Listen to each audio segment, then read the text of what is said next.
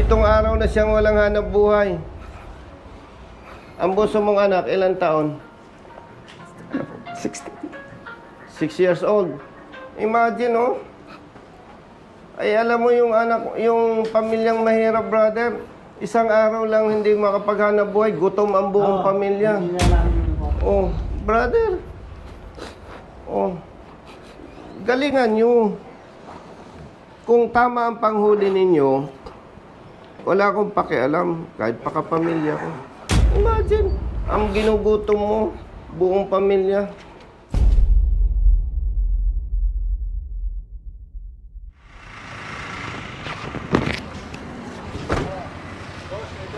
Brother, good morning. Brother, good morning.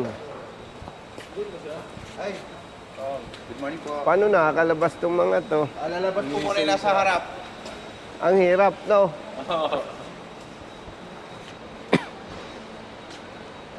Brother. Good morning. Lubog? Asan driver? Hello. Siya man driver? Opo, sir. Morning. Ano yan? Ha? Plaka? Bye, sir. Brother, good morning. Punta ako kay Director. Kaya yata po mo. Iyan. Boss. Brother, may enforcer kayong matchaong. Matchaong niya, sir. Patawag niyo. Okay. Halika, brother. Good morning. Brother, good morning. Kumusta? Long time no kasi. Ikaw lang eh. Gumantan lalaki ka ngayon ah. Pag pumunta ako sa Congress, busy ka eh. Ay, hindi kita nakasalubong nun. Si boss. Brother.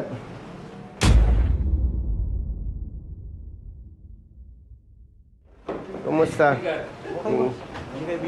May, hindi naman, may driver lang na dumulog sa amin. Halika, brother. Morning po, sir. Nandiyan na ba yung enforcer ninyo? Yeah po, si Machao. Sinong ating adjudicator? Si Sir Adrian. Ito po. I-request ko yung presence ninyo. Kasi brothers, alam nyo, pag may dumulog sa aming opisina, nakita namin na may mali nga sa apprehension. Hindi kami nag-a-advise mag-contest. Kasi katulad niya, taga Bicol. Galing pang Bicol, Albay. Nahuli ng enforcer ninyo. Bakit ko i-advise mag-contest? A-absent sa trabaho. Mag-schedule ng hearing. Mag-schedule kay brother ng release ng resolution. After nakita ninyo, mali ang apprehension, cancel ang huli. Hindi babayaran ang danyos. Hindi pinaparusahan ng enforcer na nakitang nagkasala. So, lalong malulubog sa perwisyo. No? Brother Matt. Kaharap ko yung magagaling na LTO personnel. Mas magaling ka po. Si Brother Hans, tsaka si adjudicator. May documents naman dito. Siyempre, evaluate nyo.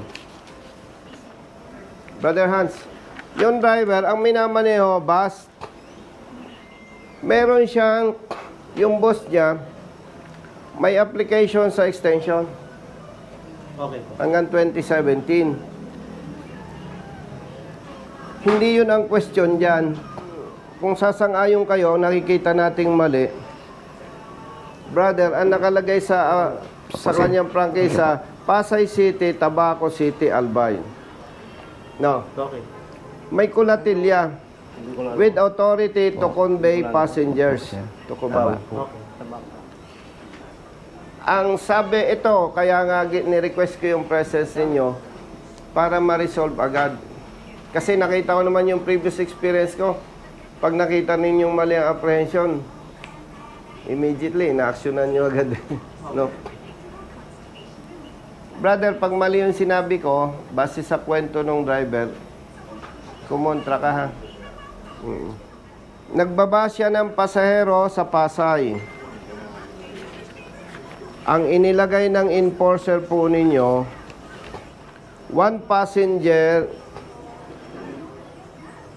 drop sa Pasay. Nagbaba siya ng pasahero. At ang sabi daw ng enforcer ng LTO, hindi ka pwedeng magbaba dyan. Dapat Pasay ka sa Cubao. Cubao. Tama ba? Nahuli mo siya, nagbaba ng pasahero sa Pasay, sa Rotonda. Tama? Tama po yung ano. Oo. Kaya mo tinikitan, ang pagkaintindi mo sa prangkisa, hindi siya authorized doon. Dapat sa Cubao siya magbababa. Tama? Ang ano, Hindi, ang tanong ko sa'yo. Hinuli mo siya kasi nagbaba siya sa Pasay. Opo. Ang sinasabi mo sa kanya, authorized lang siya dapat sa Cubao, Quezon City. Tama? Mali po, sir. Anong sinabi mo? Ang sinabi ko po, authorized na magbaba ng, kasi regarding po sa provincial basis po, sir. Oh. Regarding po sa Memorandum Circular 2019-001, sir. Oh. Ang pagbababa po ng pasahero sa limang provincial bus, sir. Doon po bababa, sir, sa PITX po. Sa, PITX. Para niya kayo, ano, Ibig mong sabihin, hindi siya authorized magbaba sa Pasay. opo. Brother, adjudicator, ang linaw-linaw niyan, route, Pasay, Tabaco City, Albay, Bayaquirino Highway, Naga City, with authority to convey passengers to Cubao, Quezon City. Nagbaba siya sa Pasay. Tinikita niya, dahil ang gusto niya sabihin, doon lang siya pwedeng mababasaan Sa Paranaque sa PITX po, sir. sa PITX. May terminal kayo sa Pasay? Mayroon po, sir. Saan? Sa Dun Aldrin po.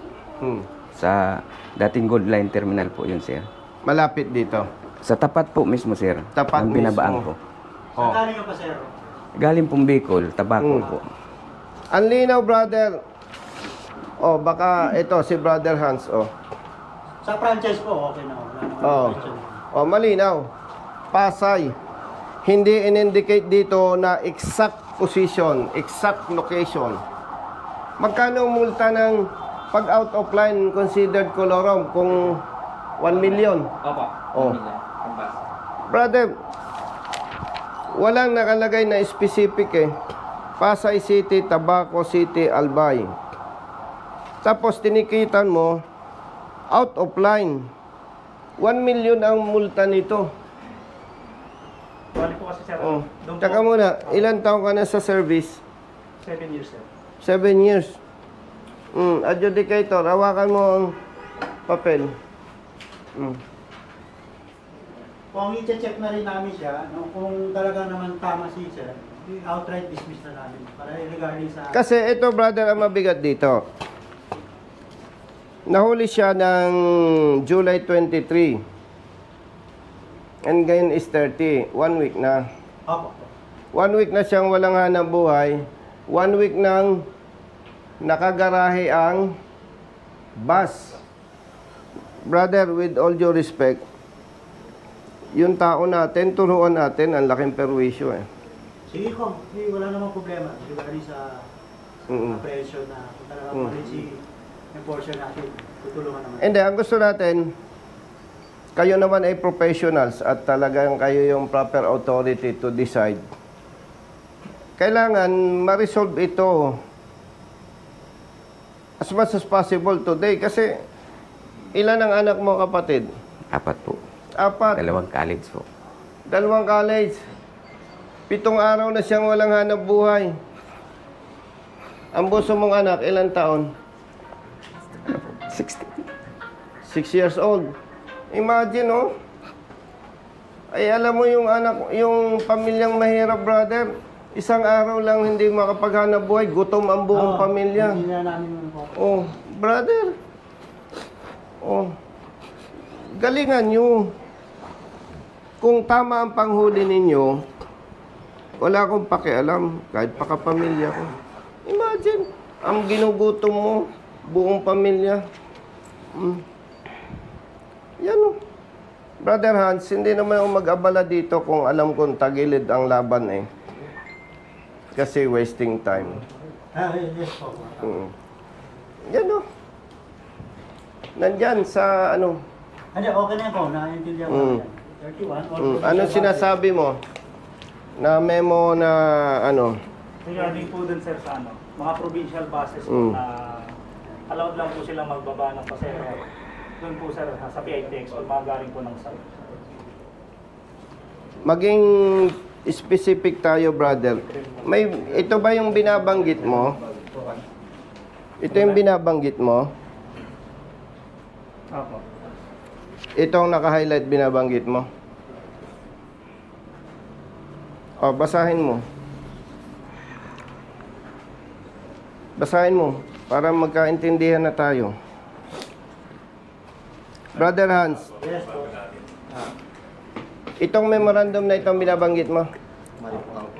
Po. Brother, ito yung binabanggit niyang memorandum, yung galing sa'yo. Wala po, sarong simana na po. Road dyan sa amendment. dahil po nagpalo po kay nita. 2019. Ito yung binabanggit mo, ano? Naka-highlight dito, oh. Kubaw. Ang binabanggit ng enforcer natin, ito, oh. Basahin natin, all the routes of provincial buses coming from the north with terminals along EDSA are temporarily amended to end at Valenzuela interim terminal, and those coming from South Luzon, Visayas, and Mindanao with terminals along EDSA in Cubao, Quezon City will end at Santa Rosa interim terminal, while those coming from South Luzon, Visayas, and Mindanao with terminals along EDSA in Pasay City will end at Parañaque Integrated Terminal Exchange PITX. Hindi sinabing magbaba sa PITX. Kumbaga, brother, yung ruta niya, yun yung ending Opo. line. Hindi, brother, sinabing doon siya magbababa sa PITX. Ang sinasabi, yung endpoint nung kanyang ruta. Sige, Kong. Ayusin namin yan today. Pakisuyo, brother. Wala naman, Kong. Walang No. problema. And ang request ko, after you evaluated all those documents, ito naman, di ko kilala siya eh, walang personal eh. Bigyan natin siya ng corresponding administrative sanction.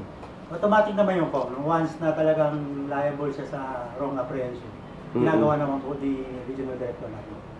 Mm-mm. Mag-react ka nga, brother, kung tama interpretation ko dyan.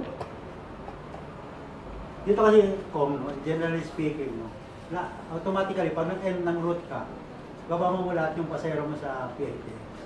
Hindi, pag si, Yung passenger, brother, Kong, kanin mismo sa Bicol. Bicol po. Binaba mo siya sa Pasay. So, ang ano po kayo sir, kasi bali, yung isa na natitira, doon lang po talaga pinakiusap sa amin nung galing Isla Pambira, Catanduanes yun. Nakiusap Kung sila. sa ano po, pinakids na sa amin ng nanay na doon ibaba sa terminal namin sa Pasay. Kaya Brother, po, hindi po yung excuse me. bumaba sa ano. Hindi po yung Tingnan bumaba natin. sa PITX. May terminal sila sa Pasay, Opo. no? Ang binabaan mismong tapat. Tapat po sir mismo ng terminal. Wala naman akong question kung Yes. Dito lang naman. Wala naman, brother, sinabi dyan na siya doon lang pwedeng magbaba sa PITX. Opo, wala naman dito. Walang sinabi. Ang sinabi, brother, parang ganito yan eh. Yung sasakyan niya from Bicol hanggang dito lang. Siya pwede. Walang sinabi dyan, sa PITX ka lang pwedeng magbaba. And at the same time, may terminal sila doon sa Pasay na kung saan doon siya nagbaba sa tapat mismo. So, pag pinagbangga-bangga natin, brothers, yung memo, yung approved franchise, Yan ang problem natin. Approved franchise and the memo. Yung memo, yung franchise na kasi 2016 issued. So, ang kanyang prangkisa, expired, di ba? May request siyang extension. Opo, no problem. Nabanggit mo, Wala no? naman ako question dyan, sir. Hindi, nabanggit mo eh. Dahil nga, sa punto na yan, ang problema sa parte ng LTFRB. Bakit? 2019 pa sila nag-apply ng extension. Hanggang ngayon, nakabinbin, di natin alam sa LTFRB. Ngayon, nakausap ko si Asik Bigor Mendoza at napakabuti naman, naglabas ng memo na kapag ikaw ay may prangkisa, nag-apply ka ng extension, considered valid.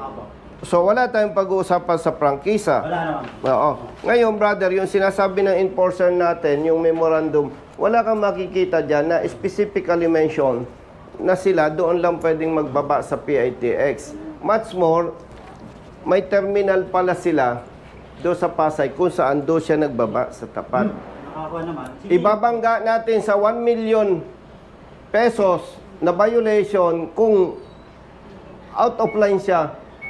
Grabe, pag ganyan na talaga ang usapan, ano?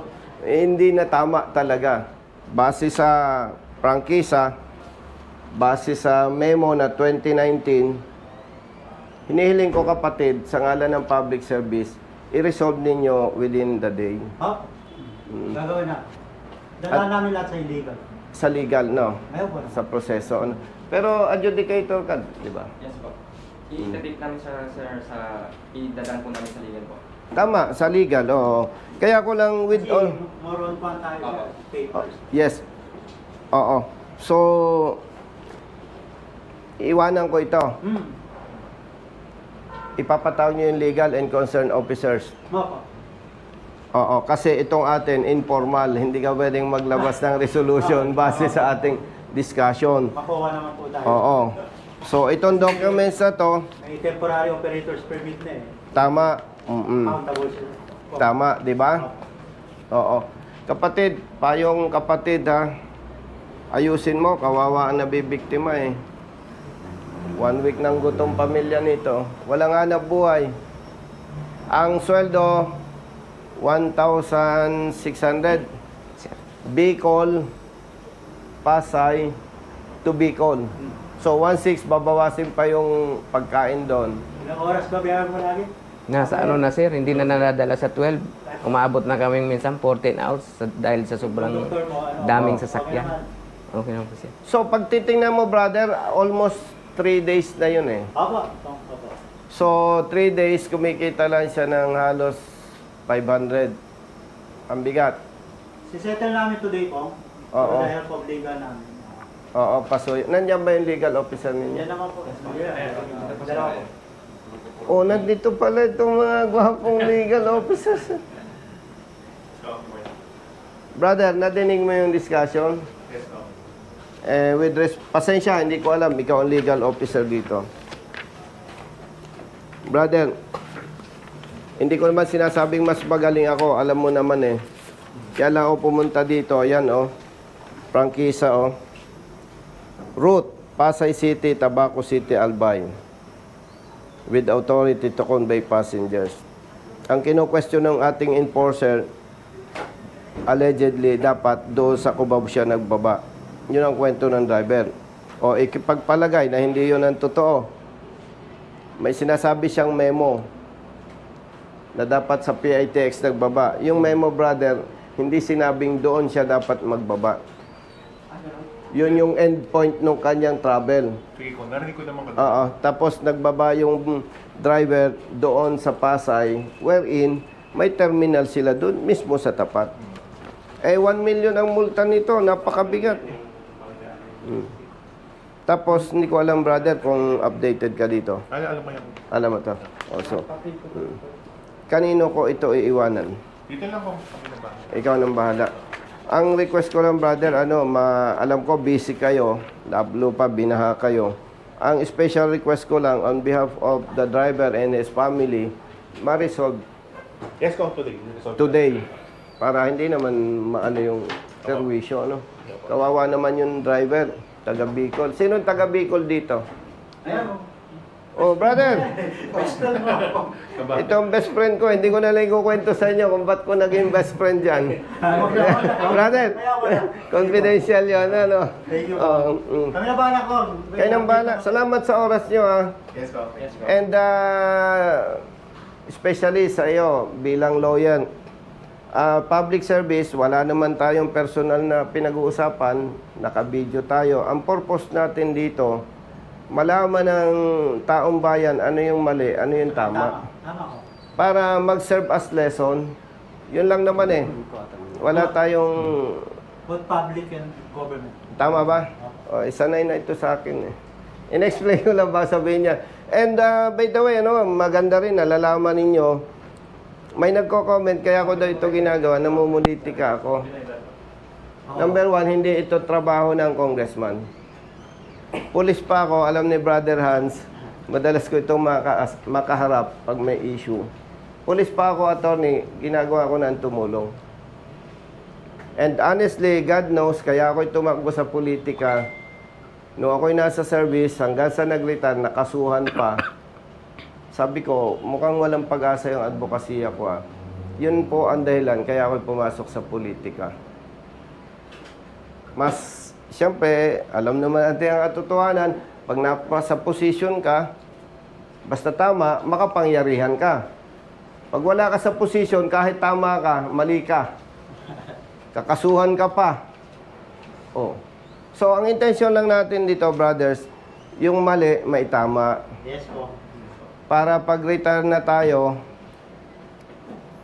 hindi na ito dadanasin ang mahihirap nating kababayan. Kasi kung si attorney lang ang mahuli ng mali, okay lang, magbabayad na lang. No? So, wala itong personalan, Wala po. walang isyong Punta siya tama. politika. Oo. Correct natin yung mali. So, ang dami ko ng utang sa'yo, ha? Tulungan niyo na kami sa bahay. Alam nyo bang utang ko dito sinasabi ko sa inyo? Pag tumawag ako, malayo ako, brother, may pupunta dyan. Pakiimbestigahan. Yung araw na yun din, nare-resolve. Hindi na pinapaalis yung driver. Dala na niya yung lisensya, resolve na yung problema. Yun yung sinasabi kong utang ko dito. Oo. Yun naman. Public service po.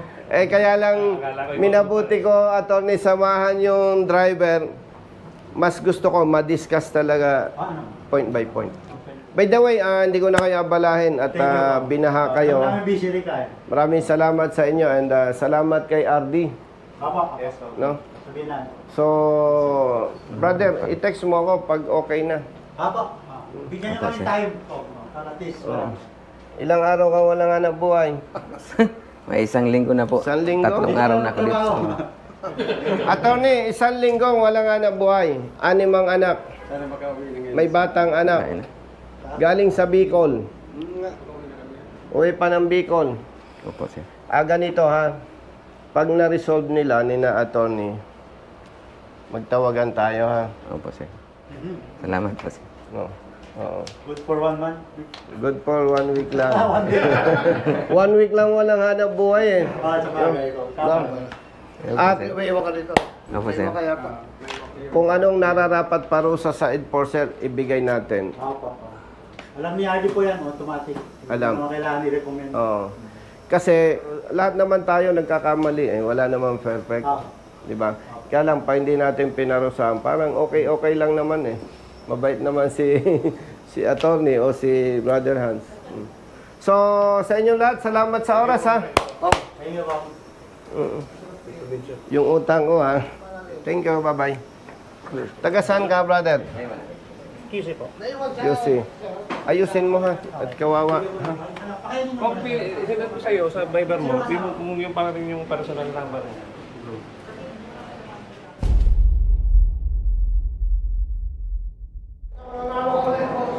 Salamat.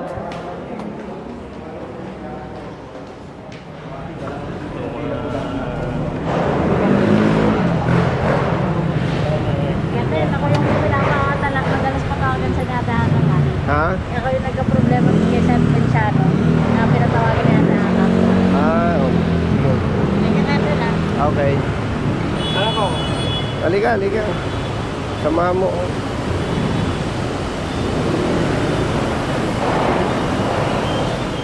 Hindi pa. Ano ba? NBI kasi ang number. Brother!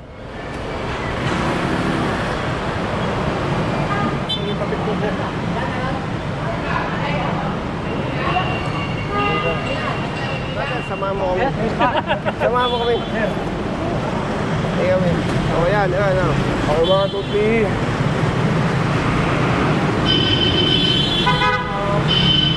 Thank you. Ay, puta. Okay lang ha. Aba, hindi ko ba? Thank you, sir. Thank you po. Saan ba? Thank you po.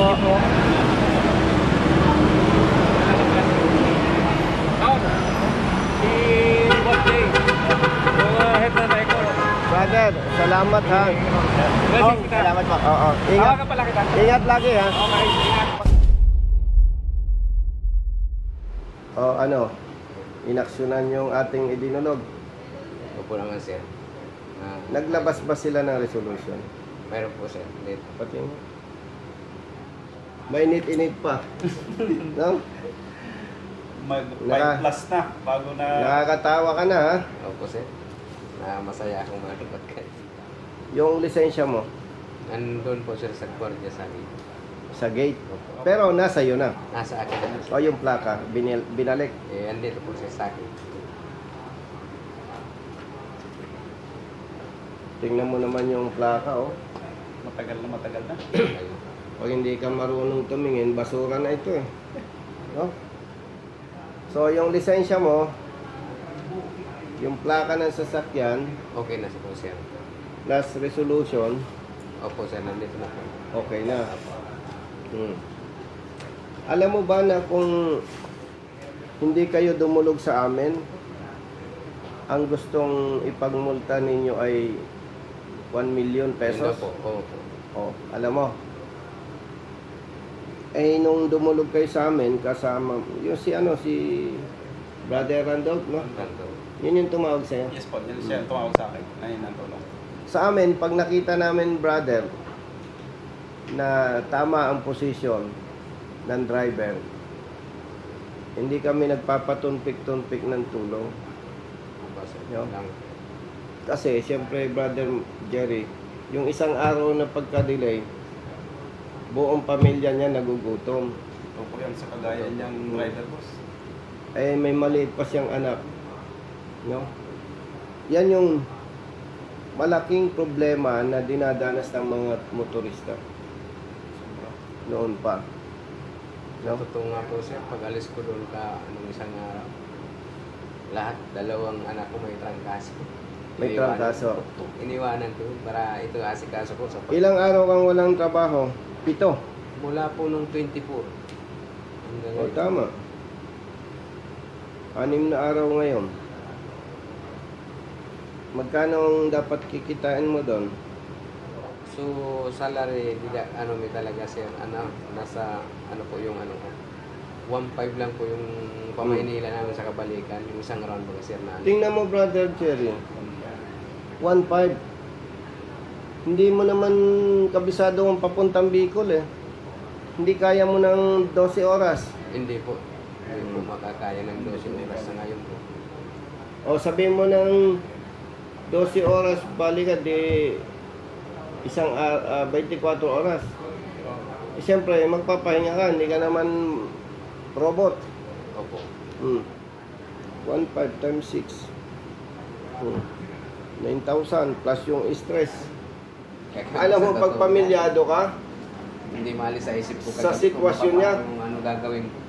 pamilyado sa sitwasyon niya, ewan ko, manhid ka pag nakatulog ka pa. Kaya pasalamat ako masyadong nakarating kay sir. Dapat ang bibigay ko sa'yo, 10,000. Kulang pa nga yung 10,000. Sa danyos. No?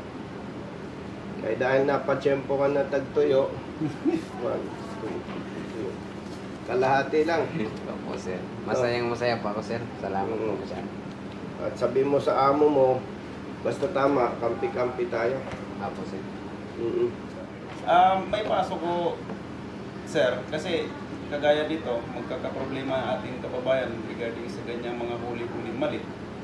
Yung ating isang supporter sa Mindanao, St. Lulis, nagtanong kung ano na daw po ba ang update sa inyong House Bill 3366. So nakausap mo si Brolitz. Opo, nagtatanong din Ganito ako mga ang tropa.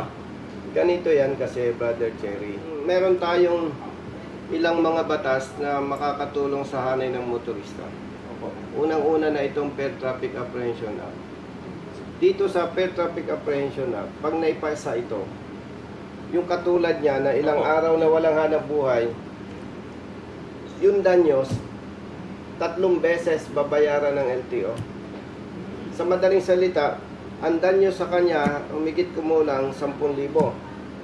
Doon sa panukala nating batas, pag napatunayan na mali ang huli, 10,000 times 3, So, 30,000. 30,000. May danyos pa dyan yung sa bus. Opo. Kung sa isang araw ay kumikita humigit kumulang 20,000 times 6, 120,000 times 3, 360,000. Plus 30,000 ba? Sa panukala nating batas. Doon sa panukala nating batas, ang kukunin yun doon sa multa na sinisingil ng LTO. Na base sa report ng LTO, mahigit 800 million taon-taon ang nakukolekta nila. Babawasan yon doon sa pagkakamali ng kanilang tao. Bakit natin panukala ito? Eh, pag may mali ang motorista, nangongolekta sila. Tama po. Pag naman silang mali, pasensya, hindi pwede. Ngayon, yung tinatanong ni Brolitz na status, nakakalungkot sabihin, nasa committee pa rin sa Kongreso. At huwag mo siyang bubulahin. Sabihin mo totoo, walang kasiguraduhan pa na makakapasa ito bago mag-eleksyon. Pero siyempre, umaasa pa rin tayo. Baka loloobin ng Diyos na makapasa ito. Pero wag mong bubulahin na okay na pero hindi pa. Opo. At kung mapapansin mo, brother, kaya ang ginagawa natin, pag mali ang huli, hindi na natin pinag-contest ng proseso. Opo. Tinutulungan na lang natin. Tapos yung danyos, binabayaran natin. Para masagip natin yung katulad niya doon sa perwisyo. Tama po. Di ba? Eh, kawawa naman kung isasakripisyo natin. Kaya lamang, brother, natapat ka sa tagtuyo, Hindi, oh. eh dapat Salamat lang naman. 10,000, 5,000 na lang. Oh, Sama, at least may maiuwi ako sa pamilya ko. importante, May bibigay ko pag- may bibigay ka. Opo. At pagka medyo maluwag-luwag kami ni Bro Jerry, napalapit ka, ay di may utang pa ako sa'yo ng 5,000. No, paalala nyo. Kasi, handa kaming magsakripisyo para sa inyo. Kumusta sa pamilya mo, ha? Thank you po. Okay? Sige. Okay, ayos. Makakawin ka na ng Thank you po, Bicol. sir. Ingat, ingat. Apo.